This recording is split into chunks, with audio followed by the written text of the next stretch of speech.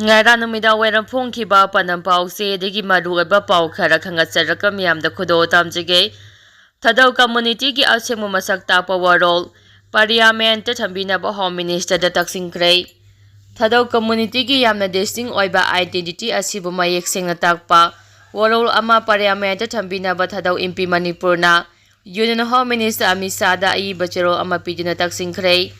Thadau MP Manipur gi President James Thadau na khoyek pidina tha asigi kunga mangada Union Home Minister Amisada pisingki bachero aduda Manipur da maitei amasung maitei pangal amade chidu tribe list da yawba Yelomi tribe kunga mangana punna khunda minariba mafam amane tribe singa sigi manungda Thadau tribe na khwaidagi masing yamba tribe kangu amane kumja lising amaga chanipa marphuga mathoige census dagi hauna Thadau miyamba Thadau haina aduma khangna duna lakle Thadau gi mamangda natraga maningda kariguma wahi amata yawde kumja lising aniga sumnok taraga mathoige census sa Thadau gi masing 215913 laiduna Manipur gi Yelomi tribe singi manungda khwaidagi masing yamba tribe ama oiri haire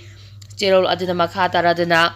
Aikhoi gi Thadau ga aikhoi gi identity ga matam pumbada sagona duna lakle maram asina Thadau gi asengma masak pu lan uhanaba honarakpa Aramba thong oibada natana Thadau tribe ikai khumnadabani haina lawgani Thadau asi pak chawna yengbada jo mijo gi family manung chale hairagasu Thadau gi asingma masak manghanaba honarakpa yaba ngamloi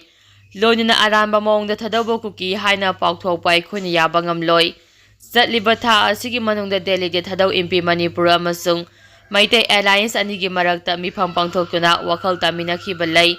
aduba mifam adu maitai amasing kuki anigi marakta wari sanaba oina uhanaba honabade aramba oigani haide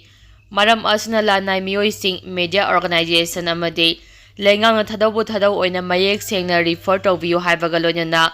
Thadau gi asengma masak takpa warol ama parliament thambiyo haina Union Home Minister Amisada Thadau MP Manipur gi maikeri taksingki makha tarakpa pauda popi thabagi mahut organic puthok oina puthoknaba honaminase Thaithulung Pamai Regional Center for Organic and Natural Farming RCONF na Manipur Organic Mission Agency Momaga khusamnaraga Organic Farming gi matangda nomagi oiba Regional Conference ama Imphal Hotel da pangthokre Tharam aduda saruk yaraduna lengaki Agriculture and Soil Conservation gi Commissioner Kam Secretary Thaithulung Pamai na hai Popi thariba singna popi thabagi mahut organic puthok sing puthoknaba honaminase Popi thabada sijinariba hakchang sokpa yaba chemical kaya gi machak se nong ising natural singda putharakpadagi pat phawba yarakle Popi thabada sijinakhiba chemical aduna lawfam adu atopa pambi amata thaba yahandabagi mathakta miyoibagi hakchangda aduki matik soalle hakchang haibasi punsi sangna amare tijang kaijangdana lainaba maruk oiba machakni afaba chinjak puthokpa haibase organic farming natraga natural farming gi lau pathap sijinabana oigani Sikkim gumna Manipur sa organic state ama oiba yabagi masak mathum chapchana laijai maram aduna Manipur bro organic state ama ohenaba honaba changi haiki ngasigi tharam aduda CAU Imphal gi Director of Existence Education Professor P.H. Ranjit Horticulture and Soil Conservation Department gi Director K. Devatarta Naba Manipur gi General Manager Prathama Gop RCONF Imphal gi Regional Incharge Dr. B.Y. Diogares Susarugyaki Makata Rapa Pauda Office Suti Oiroi Semba Say Lising Aniga Subna Kunga Mari Kunga Mangagi Taba Mapumpana Lusimangam Naba Ta Sigitam Kunga Mapal Tangju Numit Mars Kuntra Hajibunoma Pamba Cherauba Nomajin Numit Amadi Mars Kuntragamato Idu Peter Hariba Numit Humni Ase Masagi Suti Oidabasu Government Officing Mahausago Matau Togani Haide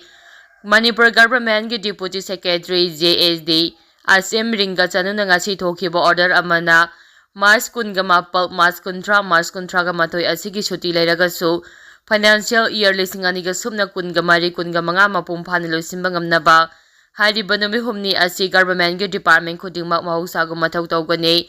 autonomous boarding sing institution sing corporation society boardna sing by state government gi makhada treasury ga mari lenyana thabak tawba sing yauna private amade private school sing so mahausagam office ki thabak thoram sing pangthokani haide makha tarapa pauda Manipurgi electoral constituency sing semdoktringaida 1982 yumpham oiduna mitopsing khandongnaba MP Sanajaoba parliament taksingkhre. Manipurgi lairiba electoral constituency sing karigumba makhal amadagi semdok semjin tawdringai mamangda kumja 1982 yumpham oidaga elege American sing thidoktuna masa masagi maramda halankinaba thabak hana laukhanaba Rajya Sabha ki MP Ningthau Sanajaoba leisembana parliament taksingkhre. Ngasi phamkiba parliament ki mifamgi 0 hour gi matamda MP Ningthau Sanajaoba elege American ki wafam asi house ta pukhalatuna hai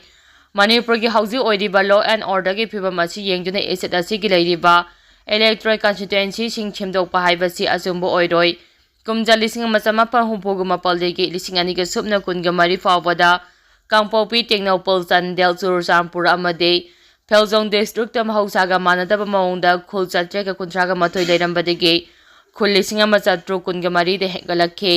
chahi yankairum aside hengalakliba khul masing asi Chanipanga maudraga humdoine haibadi chada chammaga kungani thoine aduga naga phurupna namna taba maphamsingdadi khul masing asi changwa kuntaretagi changwa humdraga taruk oiduna khul masing nifoga mapal hengatuna chada mapal khak hengatkhi asumna khanaba community amana namna taba maphamsingda mausaga manadaba phibamda khul masing khangen hengalakpana haidiba community asina Manipurda political gi khudong chaba launabagi dama aramba thabak kaya chathari haiba masana adumak taksare haikhe MP Ningthau Sanajaoba makhata na hai elege American singa sine Indian administration da khuthingjina bahonari makhoine Indo memangam khai gi khudong chaba lauduna elege infiltration gi khutang da electoral politics sanari maram aduna delimitation tawbana singba yaungna electoral constitution sing semdok semjin tawdringai gi mamangda kumja 1982 yumpham oiduna analysis na hanbaga lonina elege American sing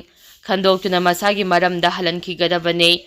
khongthang asina maram charaba amata ngairaba woroisin oigani madu natrabade istat asida achauba demography imbalance toltuna yellow missing masagi maram maktada awaba kaya mayokna gani lonina yellow furup singi tungi punsi tambangamdaba phibam amada taragani haina MP Ningthau Sanajaoba India government gi pukning chingsingki makha tarakpa pauda Manipur gi irangda Churchampur da khwaidagi nouba ethinic ki muknaba Yanadaba kangbugi manungda amuksu Yanadaba